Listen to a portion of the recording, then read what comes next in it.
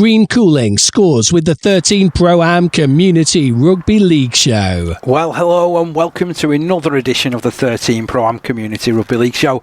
My name's Dave Parkinson, and joining me once again is the man, the myth, the beach. Welcome back, Steve. How are you doing, mate? It's great to be back, Dave. I've missed this, I must say. Although I've not missed trying to keep up with you rattling off your scores faster than I can scribble them down. You must be on your third pen this season so far. Well, the results keep flying in and the drama just keeps building across all four of our National Conference League divisions. We'll take our usual trip around the ground shortly, but first, let's talk Division 1, and more specifically, my trip to Ince Rose Bridge. So, Ince Rose Bridge, they made it 8 wins on the spin and remained top of Division 1 after a solid 30 points to 8 win over a very game Egremont Rangers side.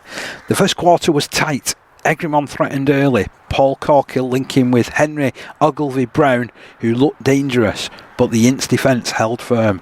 Cian Aaron thought he'd spark the opener at the other end, but his inside ball went forward and a try was chalked off moments later for double movement. It took until the 21st minute for the deadlock to break. Brodie Lee Butler spotting a gap on the right. TJ Boyd supported, and then Mason Fillingham landed the extras. Then 5 minutes later, Kieran Eccleston, yes, the same Kieran Eccleston who told me last year he was retiring, he put a lovely kick through, and Danny Dainty gathered it brilliantly to make it 10 points to 0. It was like an angled kick to the corner actually, so really well contested by Danny Dainty.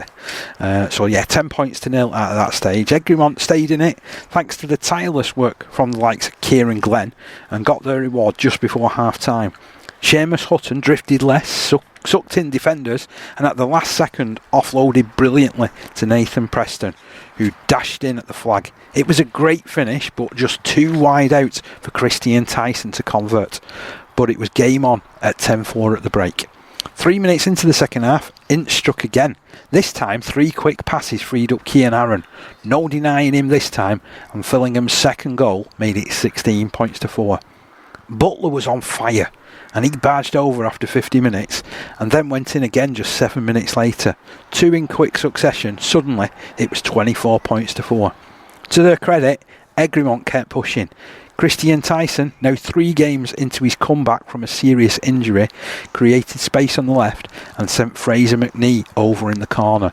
I've got to say that was my favourite try of the game, to be honest. Really good move, and Fraser McNee, he's got a little bit of pace as well. So as Tyson drifted off to the left, he popped the ball out just at the right moment, and Fraser McNee's pace did the rest, and into the corner he went. But the host then had the final word. Byron Aspinall scooted over from dummy half 13 minutes from time, and Fillingham added his third goal to wrap up a 30 points to 8 win. It sounds like a clinical display there from Ince, Dave. And they've started looking very complacent there. I think we spoke earlier, because I was saying it when I was down there when they played Jude's. I didn't think they were anything spectacular as such. They just got on and did the business. They got about it and did the hard work. Are they much the same, or whatever they're doing, it's standing them in good stead, isn't it? I do think that there's a bit more to them than just the hard work. They have got some sparkle. In that match report, Cian Aaron featured quite prominently, and he looked pretty strong out on the wing. And obviously he's not the first choice, because they were missing the likes of Callum Hughes, who suspended at the moment, and there's a couple of other players that were missing, and this was definitely one which the coaching staff for Ince Rose Bridge were a little bit dubious about. They wondered whether or not they did have enough in the tank, to be fair, because Egremont have been very competitive over recent weeks. They've won the last 2 games in succession. But I've got to really single out Brodie Lee Butler, and he is a lad that I know came close to Lions selection over this last sort of 18 months. He's been outstanding for the Armed Forces sides that have been, playing over the last. If you can hear that in the background, we should just explain this, shouldn't we? It's not anybody shooting at me and my thoughts, or Steve's upset someone with his thoughts. Ince Rose Bridge. He just mentioned that we're playing the armed forces and gunshots go off. That's it was really, really, really clinical, wasn't it? To be honest. Explain. Obviously, we're outside again doing our broadcast because it's quite a pleasant evening. But the farmer in the next field has this gunshot recording that goes on to frighten the birds. So you may hear that in the background from time to time. But I just love that. We were talking about someone who plays Armed Forces Rugby League, and we've got a gunshot going over in the background. But Brodie Lee Butler, he has been one of the standout players over a number of seasons. He was brilliant. He actually didn't start the game. They brought him on after about 15-20 minutes, but then he played the rest of the game. And he was outstanding. He was a constant menace. He made, I think I counted 4 line breaks, 2 of them on the right, and then they switched into the left side in the second half. They just continued down that side as well. Came up with a couple of tries as well. And after the match, however, I caught up with Ince Rose Bridge assistant coach Peter Threlfall to get his thoughts on the performance. Okay, I'm really pleased to be joined by Peter Threlfall. We're in the aftermath of Ince Rose Bridge with a handsome win in the end against Egremont, 30 points to 8. From a coaching point of view, was it as handsome as that scoreline suggests? It was a tough game. It was a very tough game. We knew they were going to come down physical. The Cumbrian lads always come down, don't they? They come to play. I think we managed the game well in spells, and we come away with that comfortable win, but it weren't. I don't think it was as easy as what the scoreline says. It took a good 22 minutes, I think, until first points to that game. But I've got to say, when you did put the plays together, you scored some cracking tries today. Yeah, we've just got potential straight for each team. I mean, when we play and we're on, it's phenomenal to watch, and it's from a coach's point of view. It's gratifying to see because it's the stuff that we work on, and it's everything that we put together in training. The lads implement it there, and it's a coach's dream when it does happen like that. And from a Specky's point of view, when you're looking on, Brodie Lee Butler looked like he was the standout. He made about 3 or 4 breaks, came up with a couple of tries. Yet he was the first one to go and congratulate others for the work that came before, wasn't he? Yeah, he's just a brilliant human being, Brodie. He's Rose Bridge through and through. He comes from good stock. His dad was a great player, and he just loves the game. You can see the enthusiasm in the game, but at the same point, he's a great human being. So he'll put you the graft in, but he appreciates the hard work what comes with it. We've spoke about the hard work, and obviously you don't get a win like that without working hard, particularly when it's like 25 degrees on the pitch. We picked a squad today with a bench knowing that we're going to have to do a lot of rotation. We spoke about it midweek, and then we had somebody pull out late this morning, but we've got depth in squad now that we know we can just bring somebody in. So we know we've got that depth and we've got that quality that on days like today and heat like this, we bring quality off and we just put quality back on. And to be fair as well, you've got some young players here still. I think sometimes people forget that, don't they? They do. I mean, we're encouraging our young lads now at the moment. I put it in the programme. Our senior players are really nurturing these young lads as well. We've had a conscious effort this season to ourselves nurture the younger lads and give them a bit more responsibility and let them have a bit more freedom to play.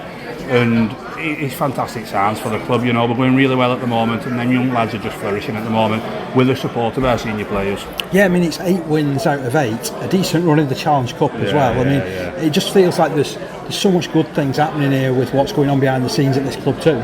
Yeah, we're flying at the moment. There's so much work going behind the scenes. We've had people with sprinklers on the field from 5 o'clock in the morning till night time and on rotation just to get games going. And as a club, everybody's just buying into the emphasis of we are one club, and we keep pushing that emphasis between all of us. You can see in the performances that we have. We're really playing. We stick together. Our last 3 performances before today have not been up to our standards, but we bunch together as a brand of brothers, and that's where we end up getting that win at the end of the day. Was that a bit more like it then today? It was.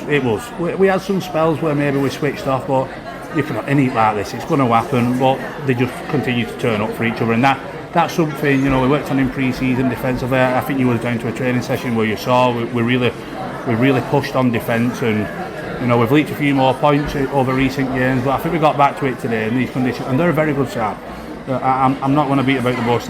Egremont are a very, very good side, and they're going to be very tough to beat by anybody, and they've got some young lads as well, so we really had to be on point today, and the lads just turned up for each other.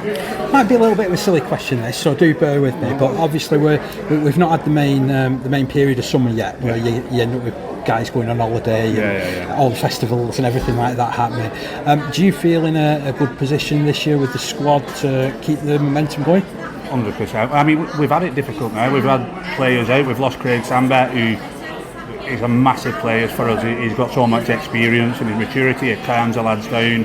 Robbie Valentine's been injured for a massive chunk of this season, and he's still struggling. You know, we have Peter Valentine away.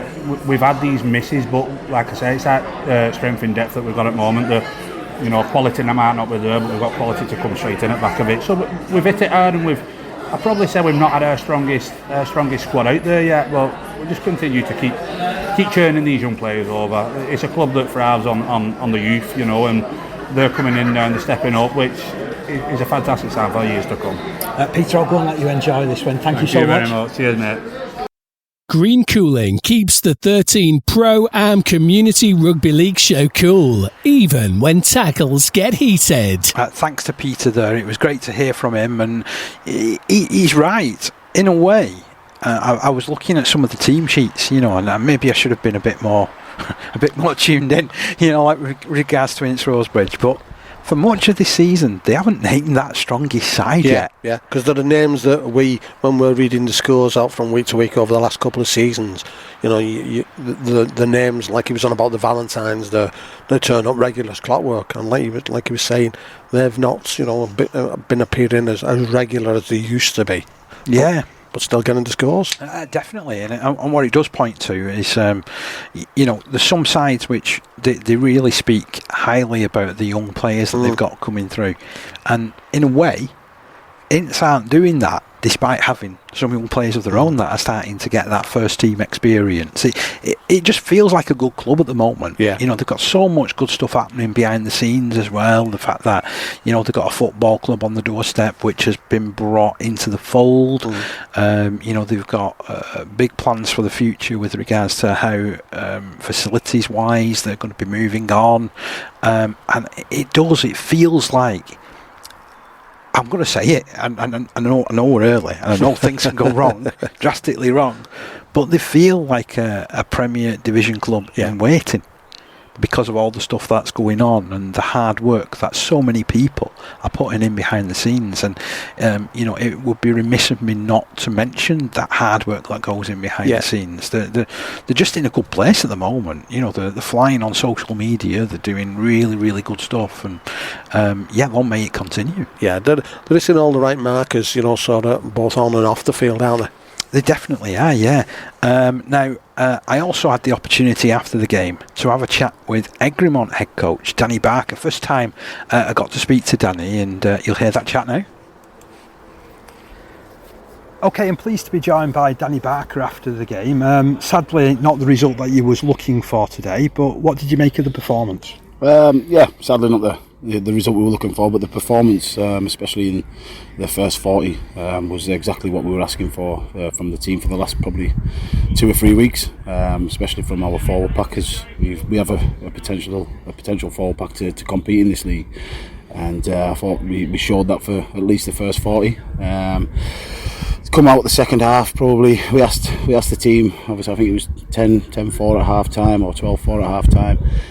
We asked for an extra 10%, and I think we just didn't match their enthusiasm. They scored quite early, and then they found a weakness probably on our right hand edge and exploited that with quick play the balls and got over the top of us quite easily throughout the second half, and then I think we weathered the storm towards the back end of the last 20 of the game. But overall, I didn't think there was that much between the two teams. I think the scoreline probably flatters them. They had probably a 20-minute stint where they scored all the points. But no, it was a great performance by our lads. I'm very proud of them as always, and can't fault their effort. Just need to smarten up probably in a few areas. But yeah, other than that, no, it was a decent performance by our boys considering the result. You've got a number of young players that are coming through as well, which must really buoy you for the future. Oh, massive. We've got a big range of young players coming through, and forwards and backs. We're very blessed with having an A team as well, and a very successful A team at the moment. All the lads are buying into what us coaches are asking them to do, and you've probably seen today we have quite a lot of lads that have stepped up from the A team, and that's the reward that they get for performing well in their league. So yeah, if they're playing well and they're doing the right things and they're asking the right questions and knocking on the door, then the opportunity is there for them to play. And to be fair, like you said, Danny, I mean, that first half, it was 10-4 at half time, and arguably, you had Henry, who was held up over the line after about 10 minutes, and then they didn't score until the 20th, and like you said, they then converted another opportunity about 3 or 4 minutes later, and there wasn't that much at all between the teams, was there? No, there wasn't. I think we spoke about staying in the arm wrestle quite a lot and completing our sets, and if you complete high against the majority of teams in this league, you'll compete, and I thought we'd done that. I thought we were just a little bit clunky with sort of our backs players and our close to the line sort of stuff. We did get over the line a couple of times, held up. There was a couple of times we probably made the wrong choice on ball selection and pass selection, but we weren't a million miles away. And like you say, them guys, you can see that why they're top of the league. When they got a chance, they took it. When we got half a chance, we looked a little bit clunky. But that's something we'll work on in the next couple of weeks. Where do you think this side is? Because it's a developing team, isn't it? Really, compared with what happened last year. I know you weren't, doing the job last year when the team was in the Premier Division, but there is light at the end of the tunnel, isn't there? Oh, there's massive light at the end of the tunnel. The potential of the team is, we've got massive potential for this team. Like you said, there's a lot of young boys coming through the system. We've got a lot of experienced lads in there as well in key positions. It's just finding that style of play that suits us and making sure that we stick to that style of play throughout the game, especially when we're in the arm wrestle, and making sure that when the going gets tough a bit, we stick to our processes and we get through our processes and make sure that we don't go away from that. And as you can see, obviously the likes of Ince today, they stuck to their processes when we were in that arm wrestle. They didn't come away from that at all, and they got the rewards at the end of it, unlike us where again we just looked a little bit clunky. But no, we've got loads of potential. This year's about building for us. We have got a good team to compete against the big boys in the top end of the table, but this is more about how we sort of look at improving what we've got, improving the lads coming through the system, and making sure that they're getting the right coaching and they're going to be players at Egremont for a lot of years to come. And what does the next few weeks look like? Because it's a little bit on and off now, isn't it? Yeah, I think every coach will be the same. I think it's sort of 2 weeks on, 1 week off, 3 weeks on, 1 week off. We'll go in this week. We've got a week off, so it'll probably be an easy week because we have got a couple of lads that are carrying knocks. So we'll have a physio session on Monday, and then we'll go into training on Tuesday. We'll probably have a bit of a light session. We'll review the game, and then we'll go into Thursday looking at how we can improve. Obviously, areas where we thought we were weak at. And then the following week before Woolston at home, again we'll have a look at see if there's anything we can pick out on them, and look at where we can improve our game, and obviously look at how we can come away with the 2 points next in 2 weeks' time. It's a bit of a 4 pointer, that, isn't it, with how they've gone so far this year? Yeah, I think they've been hit and miss as well. I think they're really good at home, and I think like a lot of teams, obviously they travel. And they don't travel too well, but hopefully they don't travel too well to us. And we perform like we did today, not just for 40 minutes, but for the majority of the game and potentially 80 minutes. So hopefully the next 2 weeks, like I say, we'll prepare well, and we'll come into Woolston all guns blazing. Danny, thanks for joining us. Thanks very much for your time. Rugby League's secret weapon, Green Cooling, scores with the 13 Pro-Am Community Rugby League show. So there you have it. There's Danny Barker, a new voice for us, because I know that he only took on the Egremont Rangers job in close season.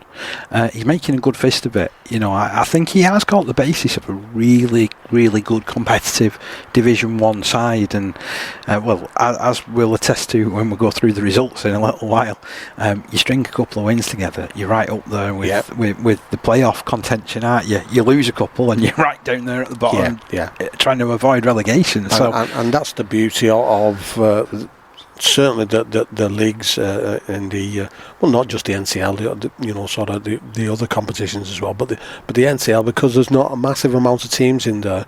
As you say, I mean, it's so easy for because nobody really gets away really quick. They may get the odd one, but you won't get where there'd be a big block get away, and even then, suddenly, like you say, you get a couple of wins and somebody gets a couple of losses, and it's like a lift going up and a lift going down, isn't it? They pass each other on the way.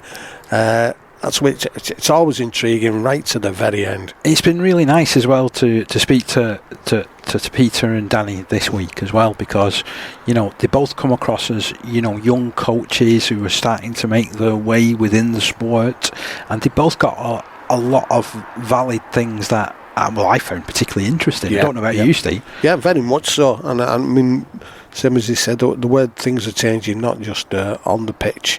Off the pitch, on the pitch, they're making sure they're bringing those youngsters through, and they are getting a chance. Obviously, the second team are doing well. So if you're doing well in the sort of the other team, and your short maybe going away, because, like we say, these guys travelling long distances every other week, more or less, and it's not always easy for people to do that on a regular basis. So if you've got guys who can step in there and perform, it's only going to stand in good stead moving forward. So that's the roundup of the match that Dave was at, and stick with us because we've got a full run through of the weekend's results coming up, and across all 4 divisions. The tables are starting to take shape too. West Hull and West Bowling still locked in the battle at the top of the Premier Division, while East Leeds and Ince Rose Bridge keep rolling in Divisions 2 and 1 respectively. Loads and loads of things to look forward to there, isn't there? Plus, there's plenty of drama in Division 3. That's between Keighley Albion and Saddleworth Rangers, and it was absolutely bazza-worthy. I've trained you well. Results round up next. Don't go anywhere. Right, let's kick things off with the Premier Division. Yeah, shall I kick this one off, Steve? Yeah, no problem, mate. Okay, so Hunslet 22, West Hull 16, and Hunslet ARLFC continue their mid-season revival with a 3rd straight win, defeating league leaders West Hull 22-16 in South Leeds. West Hull started well with Jack Watts crossing early, but Hunslet responded in style. Harry Dodd and Oliver Whitford both touched down, with Jordan Gale adding the conversions to take a 12-4 advantage.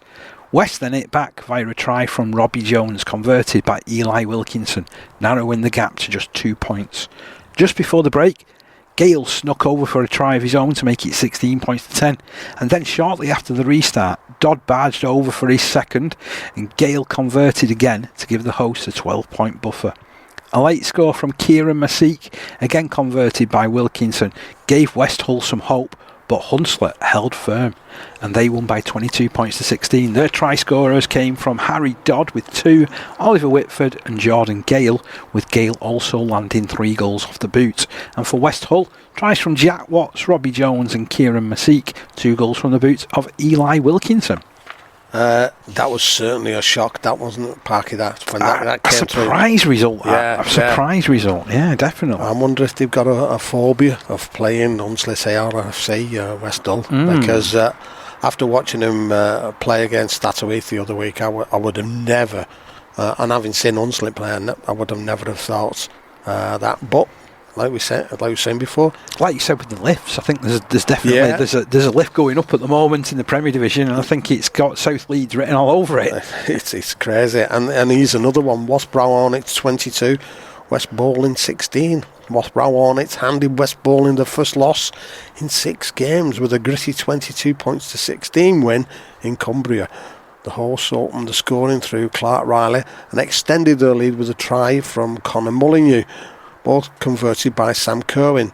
Bowling it back with tries from Andrew Gabriel, Lewis Taylor and Richard Lum, with Harry Williams adding 2 goals to level things all at 16 all.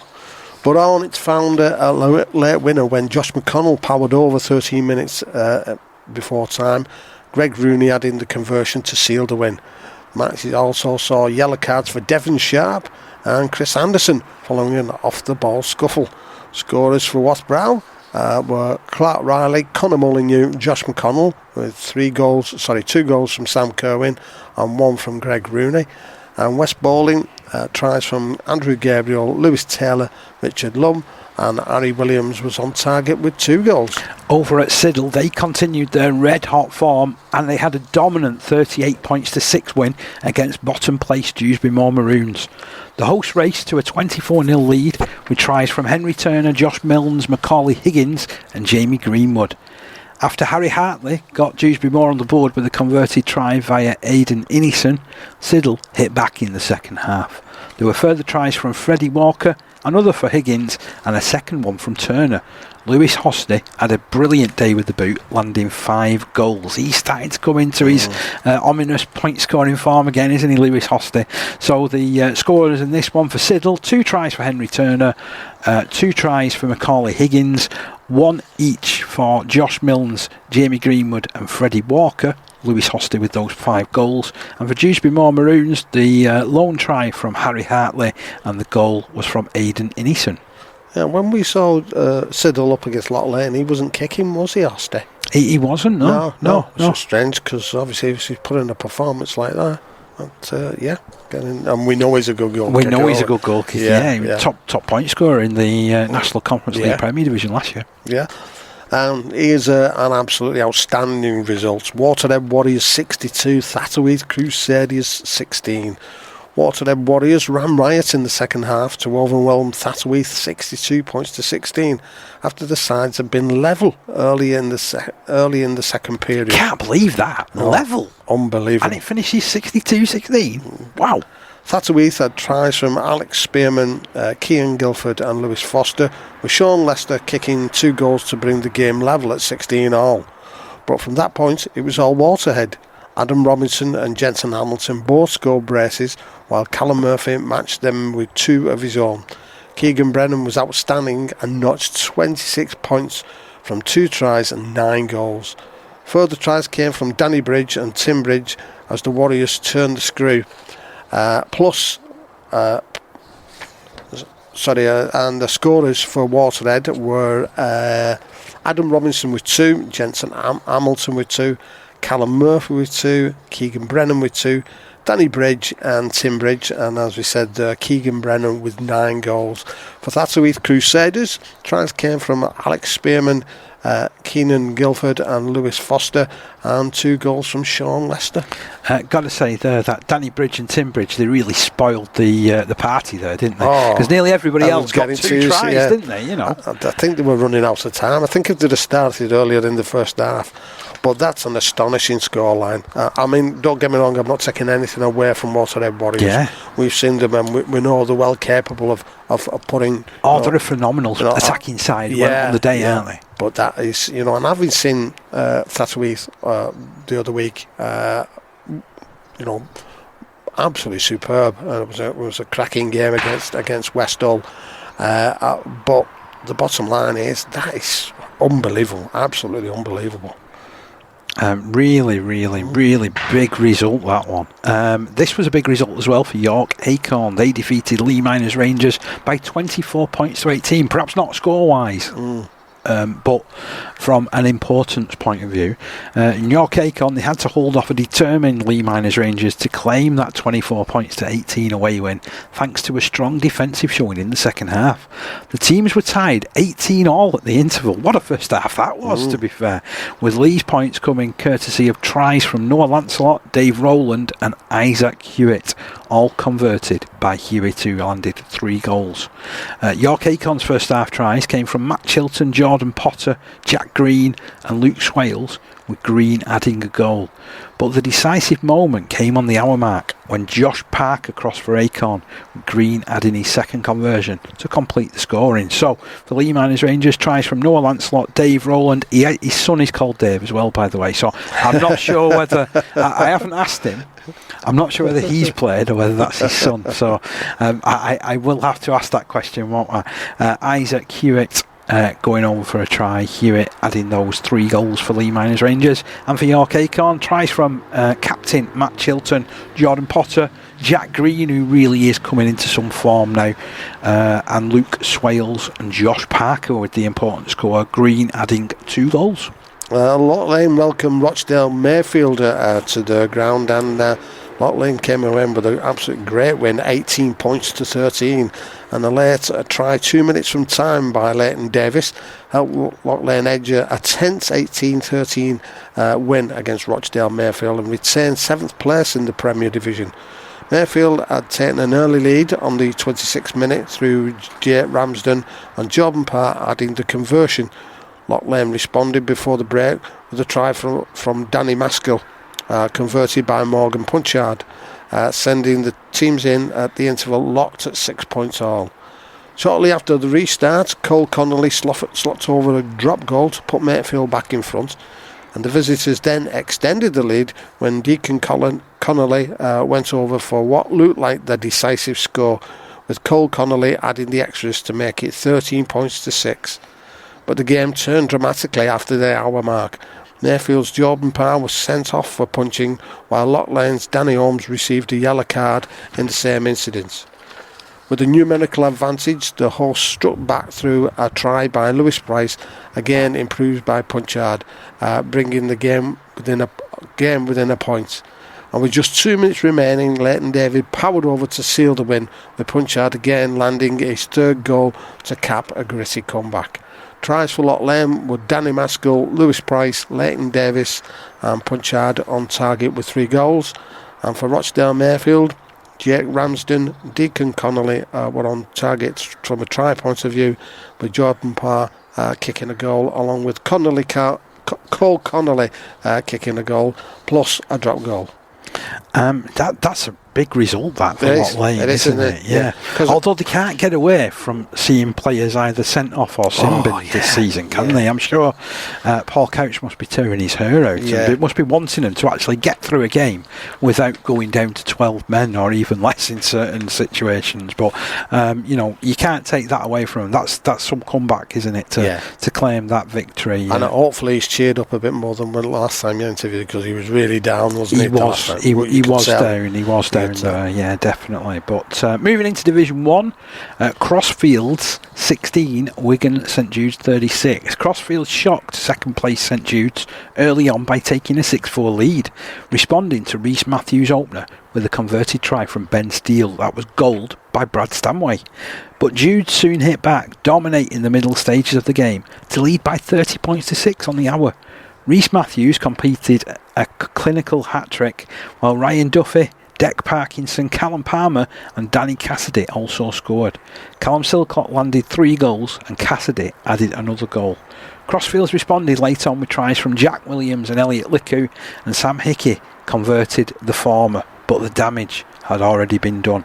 So for St Jude's, that hat-trick scored by Rhys Matthews and a try each for Ryan Duffy, Deck Parkinson, Callum Palmer, Danny Cassidy, who added a goal, and Callum Silcott completed the scoring with 3 goals from his boot as well. For Crossfields, tries from Ben Steele, Jack Williams and Elliot Licku, with goals split between Brad Stanway with 1 and Sam Hickey with 1. Cassidy was playing fullback at the weekend, by the way, Steve. Just while you're on Cassidy watch, I know that you like to know what he's up to, so do, there was no Parkinson at fullback for Jude, so he slotted in, and what it did mean was Silcott coming back into the side. No, he played 6 the other week. Yeah. That's in right, the game that you saw that's at Ince Rose Bridge. But they're putting a bit of pressure on, aren't they, Wigan St Jude's? They certainly are. And we've got Shawcross Sharks who are in the mix again. Well, they were up against Woolston Rovers and came here with a fine win, 50 points to 0. Shawcross Sharks surged into the top half of the table with a dominant 50 points to 0 victory over injury at Woolston Rovers, who finished the match with just 11 players due to unavailability and on-field injuries. The Sharks led 28 points to 0 at half-time and continued to punish the depleted visitors after the break. Evan Stevenson claimed a hat-trick, while Lewis Bayliss and Aaron Wood each grabbed a brace. Tennyson Needle and Max Sheard also across, with Lewis Eckford kicking 7 goals. So the scorers there. Rovers battled on bravely, and despite the setbacks, with Ryan Brown, Lewis Dawson and James Tarpey earning credit for the defensive efforts. So the try scorers for Sharks were hat-trick for Evan Stevenson, 2 for Lewis Bayliss, 2 for Erin Woods, Tennyson Needle and Max Sheard weighing in with 1 each, and Lewis Eckford successful from the boot with 7 goals. And of course Woolston not on the score sheet. Having a tough season, aren't they, Woolston? I know, although they had a fantastic win the other week when they beat Eworth. Yeah. I mean, again, that's one of those results where you think, where the heck's that Is been? this a turning point? And then is this a turning point? Yeah. Then the week after, they've got a depleted squad that has, gone over to play against the Sharks. And I hope that they can get back to some semblance of consistency. I think that'll be what will be frustrating everybody there at the moment, won't it? The fact that there doesn't seem like there's any consistency within the team, but we're still in that midpoint of the season, aren't we? So there is still time for things to turn around, and as we've said so often, 2 or 3 wins. Yeah, because you don't know what's going to happen to other sides as well, do you come up against? You can't help. I'm saying you definitely can't guarantee that the same side coming out 2 weeks on the trot with the majority of teams, because of the way things are. So there could be other games further down the league where they're going to come out and get the points that they deserve. A side that is looking improved this season is Stanningley, and they had a big win at the weekend, defeating Alton Raiders by 30 points to 0, maintaining their playoff ambitions with the comprehensive shutout of the bottom place Raiders. They led by 16 points to 0 at half time and didn't let up in the second period. Keenan Dyer Dixon bagged 2 tries, with Sam Savage, Jermaine Ruan and Jack Sykes also on the score sheet. Dean Parker was perfect with the boot, converting all 5 tries. Alton, they're still searching for their first win, and they were unable to break through a well-organised Stanningley defence. So again, a repeat of those scorers for Stanningley: 2 tries for Keenan Dyer Dixon, 1 each for Sam Savage, Jermaine Ruan and Jack Sykes, with Dean Parker landing all 5 goals from his boots, and no scorers for Alton Raiders, who are having a tough time of it, aren't they? Yeah, I'll tell you what was interesting there, Dave, and when we were at the St Jude's Stanningley match a few weeks back, and you interviewed Stanningley coach Ashton, and as we said at the time, very eloquent in his talk, and an honest guy, isn't he? And he was saying, he felt that they weren't far off, and in that game, they did play some really, really good stuff against the Judes, which are flying high. Over the last couple of weeks, that's starting to come to fruition now, isn't it? It is, and it's good to see, to be honest, because I know that they were a little bit they've never actually said it, but I feel that they were disappointed with how they finished last season. Yeah. Because they were only just a touch above the relegation sides, weren't they? And the relegation spots in Division 1. And I don't know about you, but I always feel with Stanningley, they're a better team. They're a fantastic club. Yeah, a great setup. They've got so much good stuff that is going on in that area of Leeds that, there's so much going for them. And it was a little bit surprising that they couldn't find any real level of consistency last year, and maybe we've talked about teams that are on the uppers, and Stanningley are looking like they're potentially one of those, aren't they? Yeah. Over at Kells, they held off a late fight back from Oldham St Anne's to secure a crucial 26-24 win in a tense encounter between 2 sides hovering just above the relegation zones. But I will say, they're only a couple of points off the playoffs as well at this stage. Sam Murter, good old Sam, he opened the scoring for Kells before Callum Fletcher hit back for St Anne's, with Matt Whitehead converting. Oscar Cook then scored twice in quick succession for the hosts, both converted by Grant Gameford, giving Kells a solid 20 points to 12 lead at the break. Alex Ayres and Harry Watson traded scores before the break, and Hayden Howarth crossed early in the second half to reduce the deficit. Kells then struck what proved to be the winning try through a strong solo effort from Richard Marr, which gained for goal. St Anne's, though, they kept it interesting with a late score from standout performer Charlie McManus, converted by Whitehead again, but it wasn't enough to avoid a third straight defeat. Yet Oldham St Anne's, they started the season looking really comfortable in Division 1, didn't they? That's they right, were, yeah. you know, well amongst the playoff contenders, and then over recent weeks, it's that three matches again. So they've had 3 successive defeats, and that's dropped them down the table, hasn't it? So the Kells scores came from Sam Murter, 2 from Oscar Cook, 1 each from Harry Watson, and that spectacular effort from Richard Marr. 3 goals from the boot of Grant Gainford. And for Oldham St Anne's, Callum Fletcher, Alex Ayres, Hayden Howarth and Charlie McManus were the scorers, with 4 goals from the boot of Matt Whitehead. Moving down into Division 2, Barrow Island, they welcomed East Leeds, and it was just a not an easy win for East Leeds, because they were made to work hard for their unbeaten run, eventually seeing off Barrow Island 28 points to 20 in a back and forth battle that was tied at 20 points all with 20 minutes to go. Ryan Watford opened the scoring for East, and James Duckworth crossed for a well-taken hat-trick, including a crucial try midway through the second half. The match winner came from Jake Normington, who bagged his second try a minute from time. George Clark kicked 2 conversions. Barrow Island fought hard and were level at one stage thanks to tries from Shane Sanderson, Carl McBain and Kai Williams, with Finn Dutton-Rosconi and Ellis Archer both landing a pair of goals. Normington for East Leeds and Trent Ruddy for Barrow were both sin-binned early in the second half for a flare-up. So scorers for East Leeds, it was a hat-trick for James Duckworth. Jake Normington scored 2. Ryan Watford weighed in with 1. George Clark got 2 goals. For Barrow Island, Shane Sanderson, Carl McBain and Kai Williams were there with the tries. Finn Dutton-Rosconi with 2 goals, and Ellis Archer also with 2 goals. That is some result, that, really, when you consider how comprehensive some of the victories that East Leeds have been putting in. Yeah. Let's be honest, some of the pastings they've been handed out. That is a really good result. But I will add a little caveat here, and this is no disrespect at all, because you can do it in the National Conference League, and, you know, teams, it is really good hearing that teams are wanting to send players from professional clubs back out to the community game if they're not getting games for the professional club.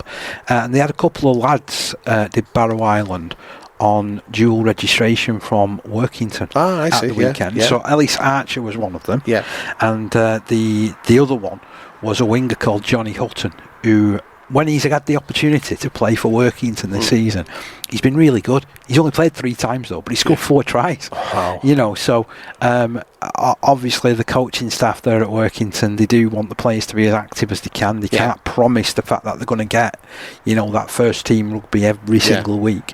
And this is where, for me, sides can use dual registration really smartly in the National Conference League. You know, so fair play to Barrow Island, you know, and I think that full credit to them.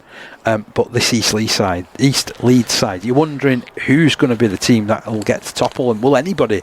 I mean, that's got to be the question, hasn't it? I mean, they lost Thomas Minns, you know, to Gould Vikings, and they've just replaced him with Jamie Duckworth and Jake Normington, who are scoring 2 or 3 tries every single week at the moment, aren't they? And even they didn't need Luke Littlewood this week with the goal kicking, because George Clark can step in. You know, they're just in a fantastic place at the moment, aren't they, East Leeds? Moving on, and Dewsbury Celtic 44, Clockface minus 20. I thought this game would be a lot closer, by the way. Dewsbury Celtic moving up the table with an emphatic 44-20 win over a previously informed Clockface miners. Josh Frayne helped himself to a hat-trick, while Dane Windrow grabbed 2 tries. Further scores came from Paul Fulston, Casey Canterbury, Bailey Arnold and Billy Yarrow, with Jordan Hurst slotting 4 conversions to round out the scoring. Clockface, they kept in the hunt with 2 tries from Danny Tabern, plus efforts from Brandon Lewis and Harrison Rigby, while Lewis Geraghty, he landed 2 goals. But in the end, that's a comprehensive win. Dewsbury Celtic, 3 tries from Josh Frayne, 2 from Dane Windrow, 1 each from Paul Fulston, Casey Canterbury, Bailey Arnold and Billy Yarrow, Jordan Hurst adding 4 goals. And for Clockface Miners, 2 tries from Tabern, one each from Brandon Lewis and Harrison Rigby, 2 goals from the boot of Lewis Geraghty. I think that's a standout result, that. It is, considering how Clotface were doing. They were doing really well. Sort of between, well, there was them and East Leeds were the sort of trendsetters, weren't they, as it were. So, yeah, that is a really good win there. Gotta say, I wonder if that'll shake any confidence at all in Clotface miners, or whether they just bounce straight back. That'll be interesting to see. So we're going to move on. Skirler, they welcomed Driglington, and Skirler finally broke their 8-game losing streak with a much needed 40 points to 26 over Driglington, lifting themselves off the bottom of the table.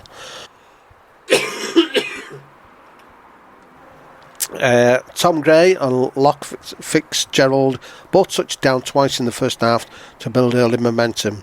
The side was tied at 22-all midway through the second period, but the hosts sealed the game with tries from Kieran Smith, Will Whittlesworth and Josh Atkinson. Smith added 6 goals, including 3 second-half conversions. Driglington's points came via a try and 3 goals from Max Lidamore, a brace from Rhys Ridderford and a try by Alfie Ward.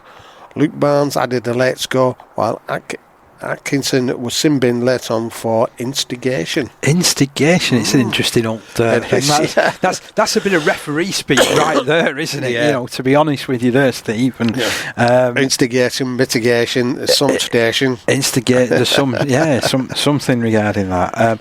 I want to actually pay credit here to Skirler, because it would be quite easy when you're on such a losing run like that to just take your ball home and not bother playing, but they've pulled together a really, really big effort there, and this perhaps points to the fact that they're not done and dusted down there at the bottom of that division by any stretch of the imagination. So let's see whether that in itself promotes a bit of an upturning form for Skirler. It's not before time, because they had that real struggle last season, didn't they, where they dropped out of Division 1. But if you remember last season, so I think they can look at Pilkington Rex as a bit of an example of how things can change. Because Pilks, in the first 7-8 games of last season, if you remember, they couldn't buy a win. They couldn't get anywhere near a win.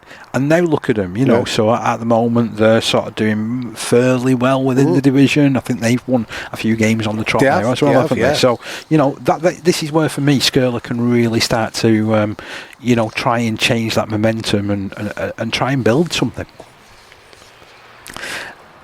And looking over another side that's beat the momentum here, to be honest, that they've been getting. Thornhill Trojans. Now, we spoke about Skirler's 8-game losing streak. Thornhill Trojans were on a 6-game losing run, and they managed to buck that trend with a hard-fought 28-20 away win at Normanton Knights. Thornhill's inspired choice to play Johnny Campbell at standoff played dividends, with the experienced player scoring twice. I will say with Johnny Campbell, when he was playing in the professional ranks, he was always a winger. So the fact that he's played standoff, that's a massive change of position for him. I think he's played a bit of loose forward. But we've seen that, haven't we, some players? If I'm not wrong, up at Lee East, Craig Mullen. And he was absolutely outstanding. So I mean, that just shows players can step into positions, can't they?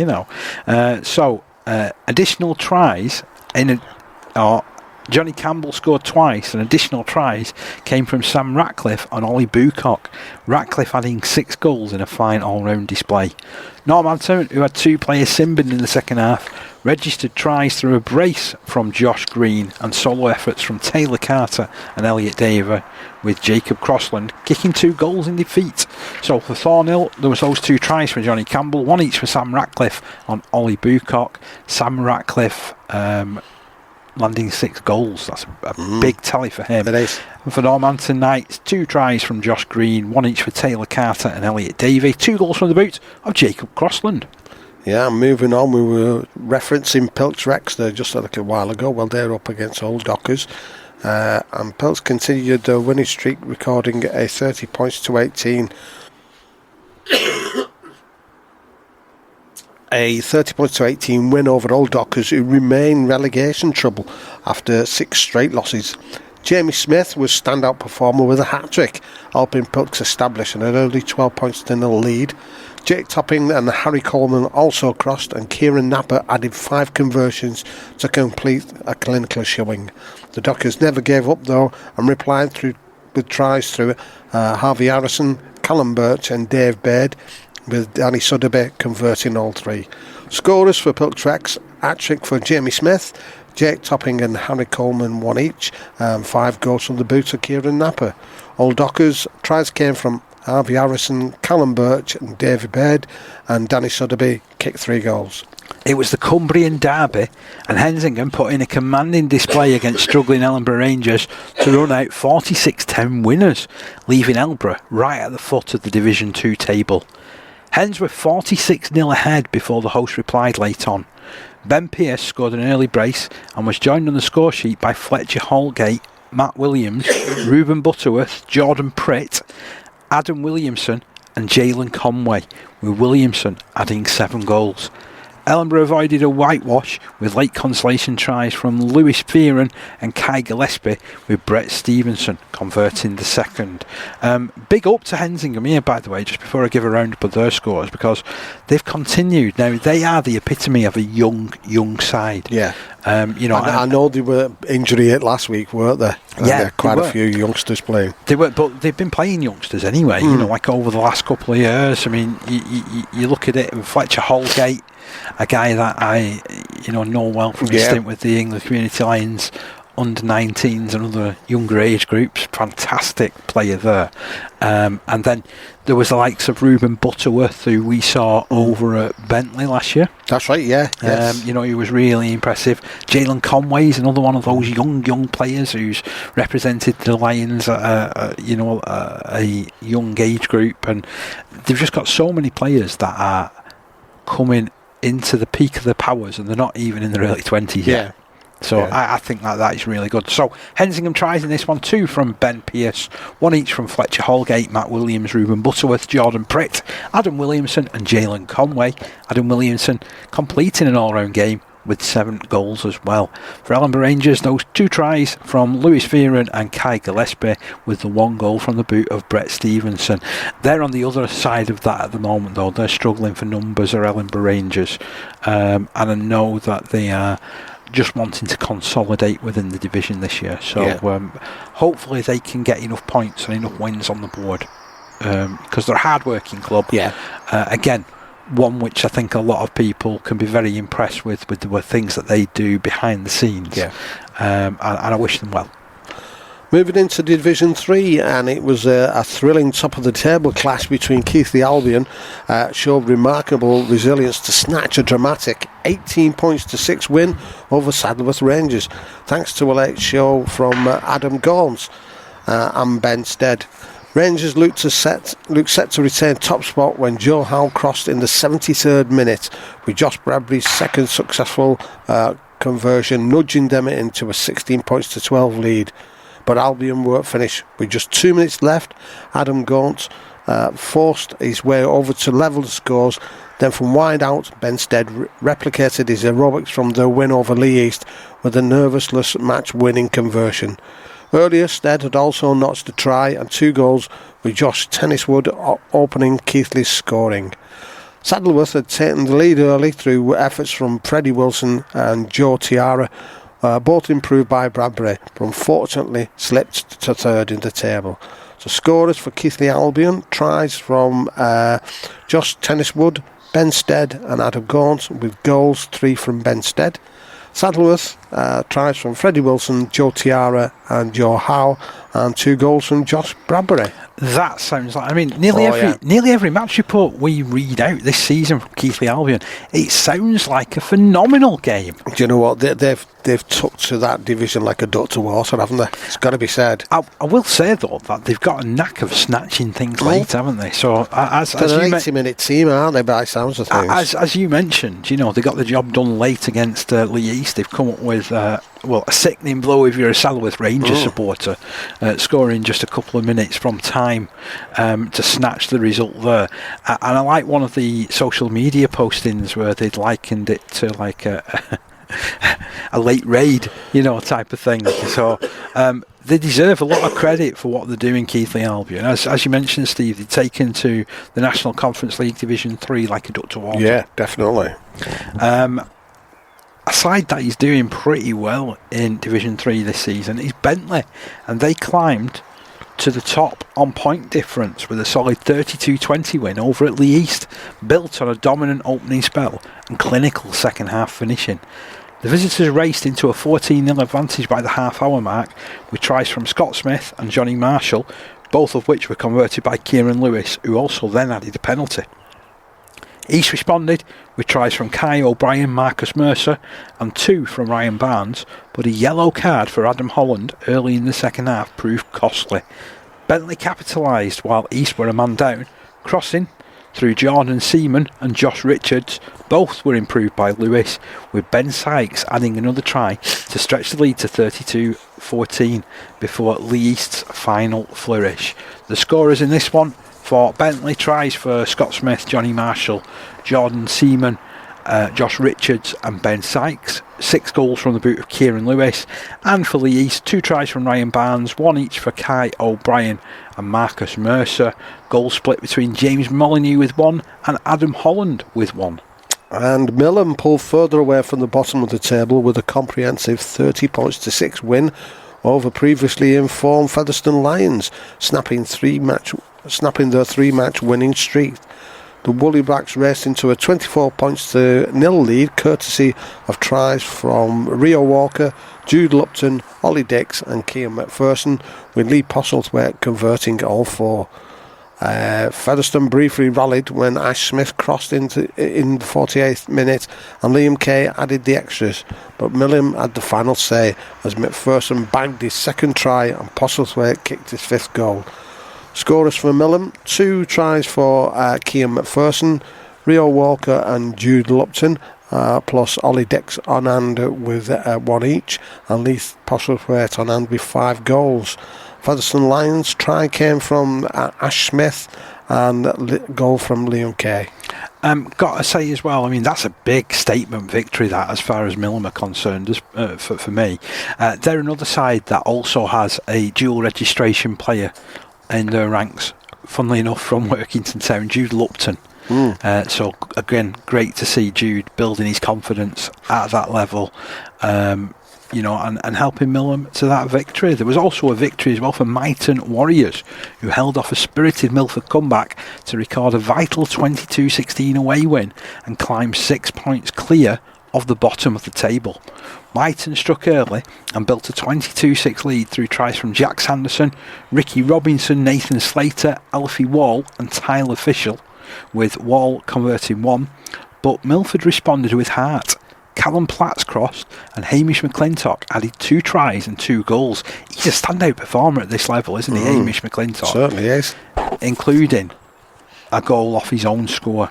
Despite Milford's late pressure, however, Myton's early dominance proved just enough. So for Myton Warriors, tries from Jack Sanderson, Ricky Robinson, Nathan Slater, Alfie Wall and Tyler Fishel.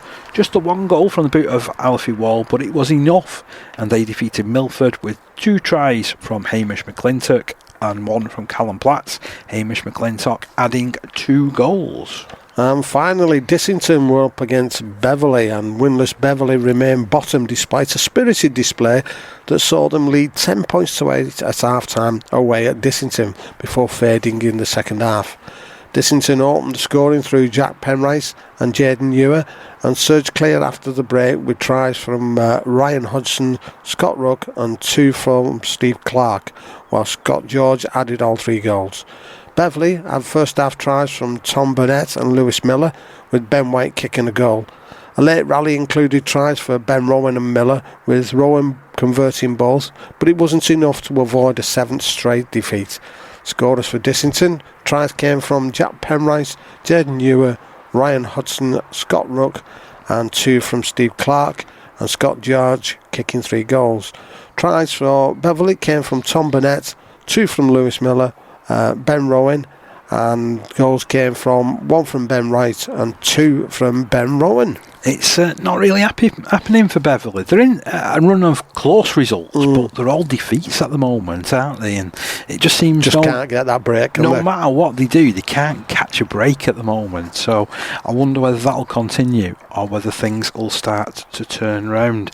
We've reached that stage of the season and stage of the show as well, where I think we should look at the league tables again, to be honest. Yeah, I think we discussed this, didn't we, a few weeks back, sort of saying that we'd have a look, because things can change so much, and they certainly have. So let's have a little bit of a look across the National Conference League after another big weekend of Community Rugby League action. So in the Premier Division, at the top end, it's West Hull and West Bowling who are neck and neck. Both sit on 16 points from 10 games, but West Hull are edging it at the moment thanks to their superior points difference of plus 96 points. Siddle are right up there as well, just 2 points behind with a game in hand.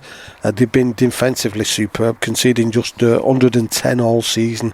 Waterhead Warriors and York Acorn round out the top 5, and they're both sitting on 12 points. And the mid-table battle, it's just as intense.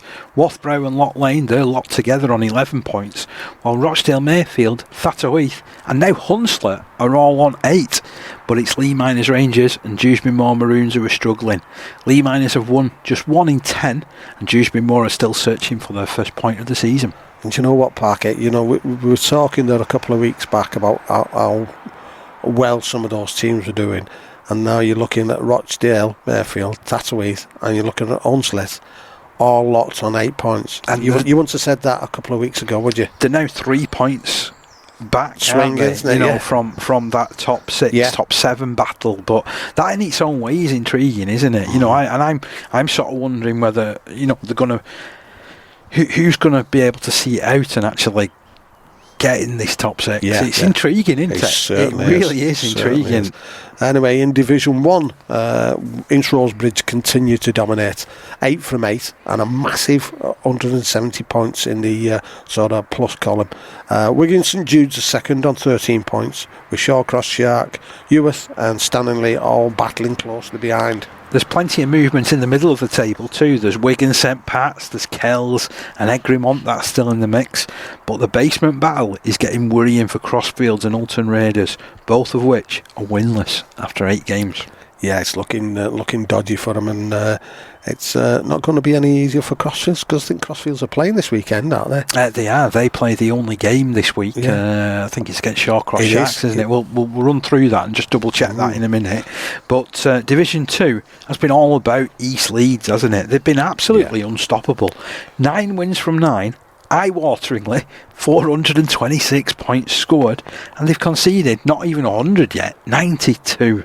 That's unbelievable. Dewsbury Celtic and Clockface Miners are chasing them with 7 wins apiece, while Pilks Rex are keeping pressure out on in 4th. They'll be made up with that, I'm sure. Barrow Island, Ensingham and Normanton all sit on 16 points. Very little separates them. Yeah, and down at the bottom it's pretty tight, isn't it? Skirler, Hull Dockers, Ellenborough Rangers, they've all won, but they've all only won 1 game, so it's anybody's guess who'll beat the drop. So we're moving into Division 3. Let's have a look there, and finally it's bubbling along nicely. Bentley are top on points difference after that 32 points to 20 win over Lee East, but Keighley Albion are right behind them, level on points after that thrilling 18-16 comeback win against Saddleworth. And I've got to say, you know, it's like the horses, isn't it? It's like they're just sort of jockeying for position. That loss, by the way, with Keighley Albion defeating Saddleworth, that dropped Saddleworth to 3rd, while Featherstone Lions' 3-game winning run came to an end with that loss at Millom. Mighton Warriors held on for that important win at Milford, and Dissington came out on top against Beverley, who remained bottom with 7 straight defeats. Just 6 points separates the top 3, and with teams like Millom, Dissington and Lee East all trading wins, it's shaping up to be a tight running in the lower half too. Yeah, so plenty for across all 4 divisions as we approach the halfway stage of the season. Can Dewsbury Moor break their duck? Will anyone stop Ince Rose Bridge or East Leeds? And who'll be top come next weekend in Division 3? Well, I know it's going to be Bentley because no one else is playing in Division 3. Anyway, stick with us here on the 13 Pro Am Community Rugby League Show. We'll bring you all the very latest every week. And just to confirm, that one fixture that's happening on Saturday, it's round the corner from you, Steve. Crossfields at home against Shawcross Sharks. It certainly is, and I'll probably be having a run down to that to see how they fare, both teams. So now it's time for one of our favourite parts of the show. In fact, it's my favourite part of the show, this one. So the social media post of the week. And this week, we're heading up to one of the sport's proudest and perhaps one of the most historical clubs in Millom, who posted a brilliant thank you to the local fire brigade. Yes, Steve, the local fire brigade. Yeah, it was great to see, Dave. The club shared how Millom Fire Brigade carried out essential drills on the Coronation Field, and in doing so gave the pitch a much needed watering. With all the dry weather we've had recently, it was not just a handy bit of pitch prep, it also made things safer for the lads running out this weekend. Yeah, and it gets even better, Steve, because two of the fire crew helped out, Ross Brooks and Ian George Armstrong. They're actually former Millom players, now serving the town as firefighters. Talk about giving back to the club and the community. That's what community rugby league's all about, though, isn't it, Dave? Clubs and local services supporting each other. So a big shout out to John and the whole Millom Fire Brigade team. You're our social media stars of the week. And best of luck to Millom for the rest of the season. Absolutely, and if you spot any great community stories or standout posts online, get them sent our way. We love shining a light on the people and clubs that make this sport special. Now, you may have thought, hey, we've not mentioned Wigan St Pat's in all of this. I was just going to mention Wigan St Pat's. And unfortunately, that was because they had their game called off because of pitch conditions. It was baked, so they could have done with Wigan Fire Brigade going down and watering the pitch, couldn't they? But if I'm not wrong, I think Wigan St Pat's are actually playing against the Marines this week as well. Yeah, they'll be wanting to get that one on, won't they? Because there's some good links between Wigan and the armed forces, to be honest. And it's going to be good, that, isn't it? Yeah. Hopefully they can get that game as well rearranged. But that's us just about done and dusted. Steve, anything else? No, I don't think so, Dave. I think we've had a good one this week, and not so much on next week because I've only got the one game. I'll get out there to Crossfields against Shawcross Sharks, see how things are going out there, see if we can have a chat to a couple of the lads, trying to get a little bit of content for next week. I like it, Steve. I like it. You're mixing with the great content creators of our time. But that's us done and dusted. Hope you've enjoyed the show. Just as always, we've enjoyed bringing it to you. And we'll be back again to do it all again very, very soon. Ta-ra! Every tackle, every try, every scrum. Green Cooling is proud to be part of the Community Rugby League family.